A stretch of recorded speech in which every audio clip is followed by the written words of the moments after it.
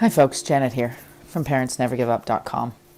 Finding out your child is self-harming goes beyond just naming 2 or 3 emotions. The numbness, the guilt, the anger, the worthlessness, the helplessness. All these emotions ball into one and you're left feeling completely numb. You're left motionless, afraid to move. Not sure what direction to go in even if you did move. Not sure what to deal with first. Life as you've been living it up until that moment when you find out that your child is self-harming changes instantly.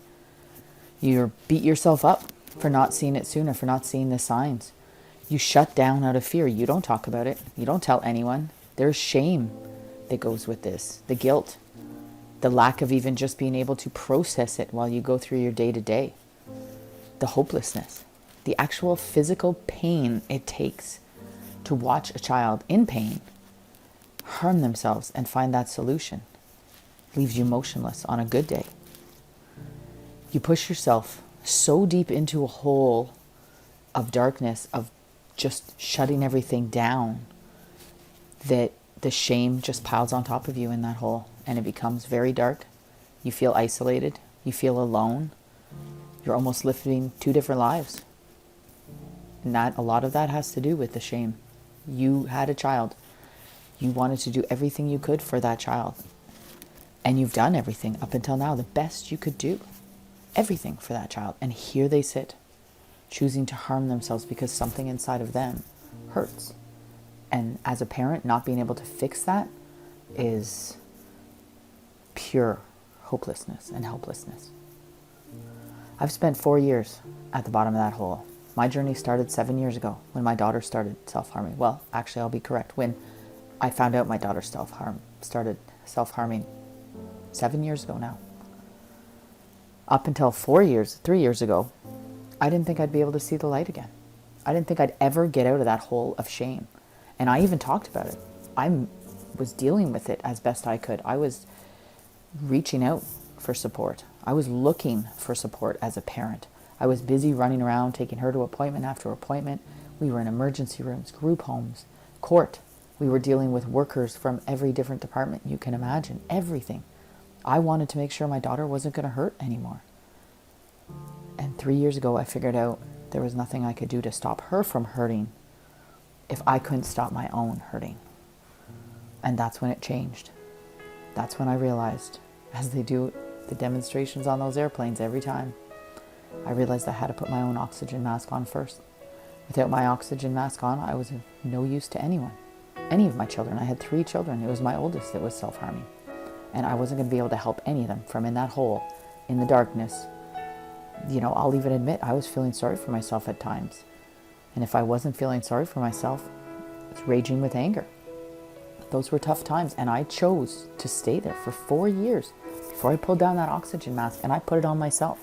And I said, whoa, Janet, it's time to take care of you. This, seeing my reflection in the mirror, running around, the exhaustion on my face, the fear in my eyes. That wasn't where I wanted to live.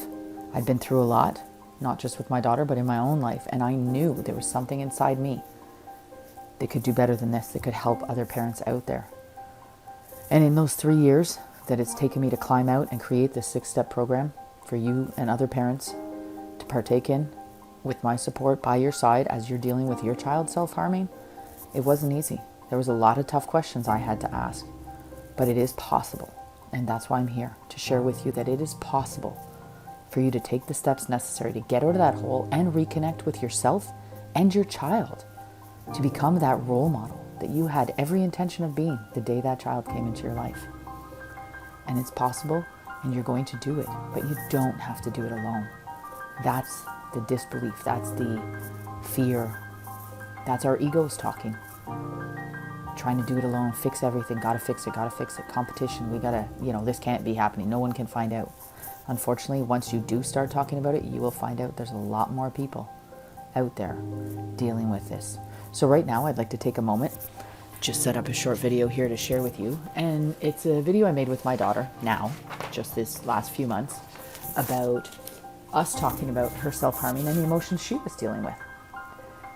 Those days were some of the lowest days I had in my parenting. So join me in watching this video and see where I am now. and know that there is hope. That the steps I've created can help you get to where you want to be, reconnecting with your child. Enjoy. Hey folks, Janet here, Parents Never Give Up, with my daughter Avery. And we're here just to touch on the fact that we both had to deal with the different sides of self-harm. And we both saw it from different perspectives. And Avery, you tell me a little bit about what it was for you. I think it was a lot about just not feeling what I was feeling and trying to escape from that without even realizing it in the moment. After a bit, it just kind of became like, it's like an addiction. Like, it's the thing you go to release pain. It releases endorphins. It makes you feel better, and you feel even shittier after doing it. So I feel like it just becomes a whole cycle of doing it to feel good, and then I feel like that's how like addiction with like substances can come into play, is trying to like, because if you want to stop self-harming, then you end up replacing that with another toxic behavior if you don't deal with like not self-harming properly. Does that make sense? If you had to tell your younger self or your younger sister something about self-harming, what would you tell your little sister? If she was thinking about it, what would you tell your sister? It's gonna do more harm than good, and it's just not worth it. It's easier to just talk to someone and sit that moment through than it is dealing with all that extra pain you cause yourself years later. And if me as your mom, when back then, when I had the inkling something was going on, if we got to replay it, which we don't, we don't get to replay it. But if I could have asked you one question that might have stuck for any parents watching this, any question that would have stuck, what would you have been open to hearing in hindsight? And it's all hindsight. I don't think anything could have been said that would have changed anything. I think I just wish that I had felt I could be more honest about how I was feeling. But okay. I think it's just kids need to know that they can be 100% honest, and you're not going to get in trouble for feeling the way you are. No one's going to get mad at you, because that's a big part of it. You're scared that someone's going to get upset with how you're feeling, which doesn't make any sense, because you're allowed to be upset. You're allowed to not feel well, and the people that love you are going to be there for you for that. They're going to support you, but in your mind, you just feel like they're not. They're just going to get upset, or you're not, you're not supposed to feel this way. So why do I feel this way? Like, this isn't normal. And I think, in hindsight, as a mom, honest to God, I was probably only angry because I was scared shitless. Literally scared shitless, because when we were in the emergency room all those times and the doctors were telling us, oh, hey, Avery, make your own decisions or whatever. No, and honestly, that was fucked up, because I'm 14 or 15. I'm basically like addicted to hurting myself at this point. It's my only coping strategy. And if you give me the option to heal or keep hurting myself, I'm going to keep hurting myself in that, when I'm in that mindset. But even a few days after times where I refused to get stitches, like, I would regret it, and I wish that they would have forced me to, because I wouldn't be stuck dealing with an infection or a huge scar down the road that I really did wish I had got stitched up. True. Well, thank you, Avery, for being brave enough to do this with me. I love you. And parents, we got to keep trying and working together. Our kids need us. Shit gets better.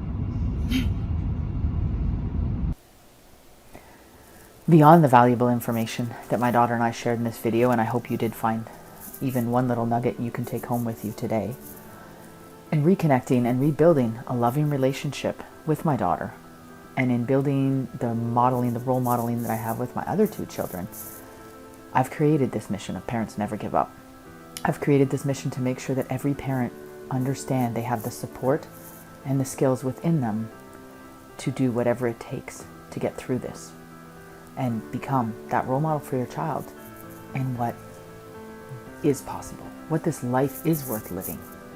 None of us knew, as we took those children into our arms for the first time, what we would even be able to do, what we would have to deal with, how we would deal with it. None of us knew that. So we need to go back and be compassionate for ourselves and realize that it took a lot of things to happen to get here, but that we're here.